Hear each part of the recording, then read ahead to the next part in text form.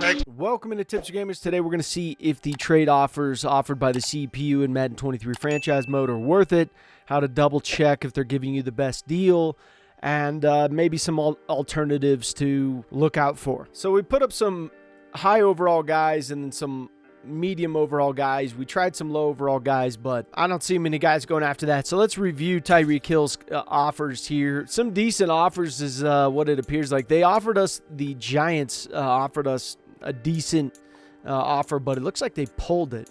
So that can happen. This Browns one, though, I'm really interested about because Denzel Ward, a second 54th pick in 2023, a third 77th pick in 2024.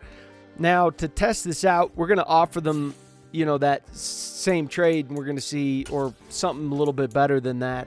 See if we can get the Browns to give us a little bit more. But you got to also remember, if you're just starting out, you likely don't have your player personnel upgraded to the nth degree. So that's something to take into consideration. But I got to say, the CPU didn't. Let's go with this. Let's just see how close we are with this.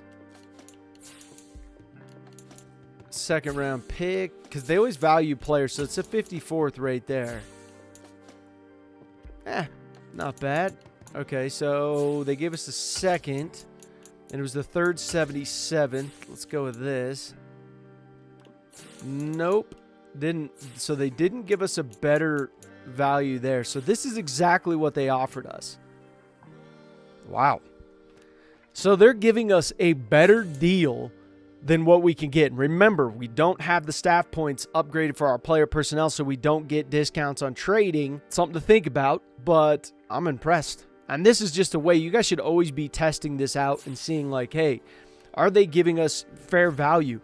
And I have to say, that's pretty fair value. And if we were to really double check, like, okay, if you're just starting out, what are you going to try and, what are you going to get from this in reality? If you're just starting out, you're doing all the trading yourself.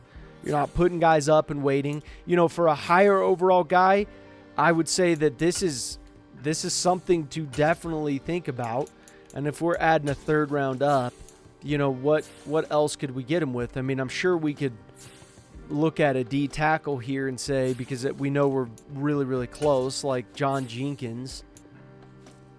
No? Okay, so they're going to want probably like a 4th round pick is what they're going to want. We'll try a 5th of next year, and they're probably not even going to do a 4th of next year. Holy crap. So what are you saving on this? A third's got to do it.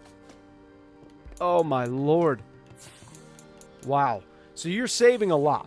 I don't even need to go through to explain that you're saving a lot. So for higher overall guys, especially in the beginning of the year, if you're planning to trade a guy away, if you're doing it, I would suggest doing it before the trade deadline so you have, a few weeks to advance. Let's say you're not even planning on trading a guy away.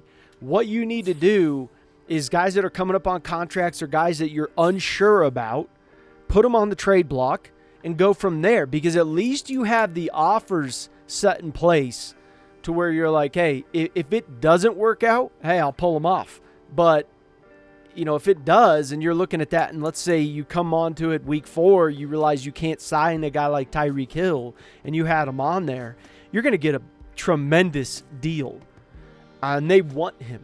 So they're willing to give up their best cornerback and one of the best cornerbacks in the league, a 2nd and a 3rd, which you can't touch, and that's a good deal. So some of these guys would definitely be worth it. Let's look at a guy like Jerome Baker here. So for some of the lower overall guys, it's really just not that profitable is what it seems like here. I mean, Perkins, McGrone, James, if that's how you say your name, Rump the second, Pascal Wallace, that's the best one clearly, but is it really that good?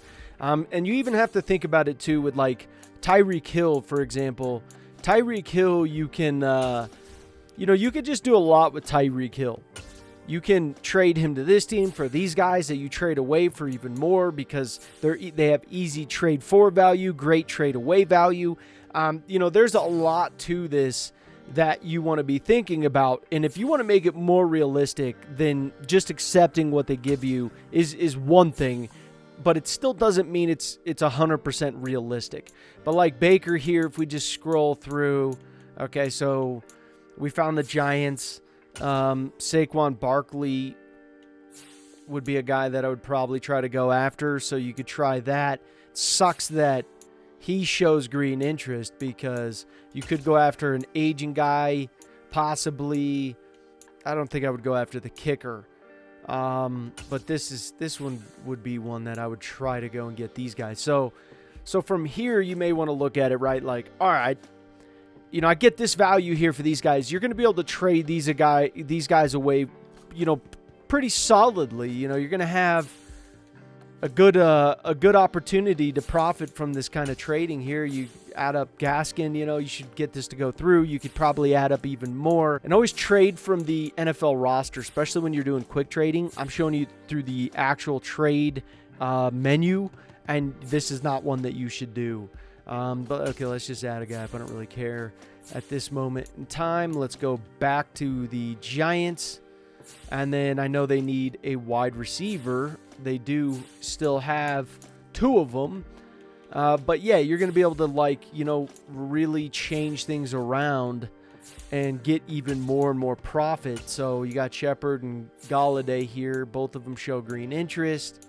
And now they have no money. But yeah, you could just, I don't know, who's another guy? Let's go to the Chiefs. Chiefs probably like one of these guys. They do. Okay, so then you could go after like Thuney, who's perfect to go after. And you could just keep, it's like ladder trading. This is exactly what that is ladder trading. And I wouldn't even use a pick. I would maybe just go a mod, and you'd go from there. Red interest guy, even though he's likely a yellow interest. But then I took Jerome Baker, added a little bit more, kind of massaged it. Now all of a sudden I'm walking out with Thuney. And I could take Thuney and trade Thuney for even more. So I'm just, I'm building. So that's why I'm saying be careful. If I would have taken what they were offering me on one of those, I would have walked out completely broke. And wide receivers, it's one of those positions as well to look for, because look at the green interest, right? If you were to do this with a D tackle, you would see a lot more, fluctuating opinions on the guy of how they value him. So yeah, I mean, there's just so much more that you can do with it. I don't know what Andrews, I highly doubt we're even close with Andrews. But linemen are guys that I would go for, even like Pierce here, possibly try and get Pierce, and you can massage it from there. So yeah, I would be careful when it's a lower overall guy. So if I did that with a lower overall guy, you also need to take into consideration, I wonder if I can trade him again. So just act like he's on my team. Let's see here. That would have been so funny if that actually worked. That would have been messed up. That'd be hilarious if that actually worked. Anyways, yeah, so I don't know, man. There's so much to this. If you could do that too with Jerome Baker, the likelihood of you being able to do that with Tyreek Hill to the nth degree is just absurd. I mean, you could trade him for 3 guys and just walk out with just, gold. So that's also something to think about. Just because they don't offer you that, like something very valuable, or you can't get that if you were to manually trade for that yourself, doesn't mean that you can't walk away with even more profit than before. So you got Dean here, you got Trufant. This isn't too bad. Dean, I bet you Dean's coming up on a contract, and that's partly due to the reason of why they're trading him away. Sutton, yeah, not great, not bad. But with him, I don't even think we need to really go into it with Phillips, because Phillips is going to show trade value. The guy's a 1-year pro on here, I do believe, and you're going to be able to get a pretty good amount for him. So yeah, and you can upgrade him too and just continuously get tons and tons of profit. If you see green interest somewhere, that means you're going to get something, like possibly, I don't know, what would Vita Vea? Nope, not even close with Vita Vea. But Tristan Wirfs, highly, highly doubtful. A center there, And Barrett, what do we got for value-wise here? I wonder what Jensen's value is. Pretty good. Jensen's value is really solid. But Barrett, because Barrett you'll get more from. But yeah, so here they're not showing too much, but they don't really have the guys that I really like. You could go for Shaq Mason. I'm assuming you could probably come close. Wow. They hold value to these guys pretty good on the Bucks. Other teams wouldn't hold that kind of value. But you're seeing a lot of value across the board. You could definitely turn and burn and get more for this. So for a lower overall guy that shows green interest on certain teams, I wouldn't do this for. For if you want some realism out of it or more realism, then yeah, you could do like the Browns with Tyreek Hill if it's a higher overall player. But if it's a lower overall player, I think I would want total control myself. So in ways, this is profitable, but in ways, it's not. There you guys go. Hope you guys make sense of this and you guys enjoyed it.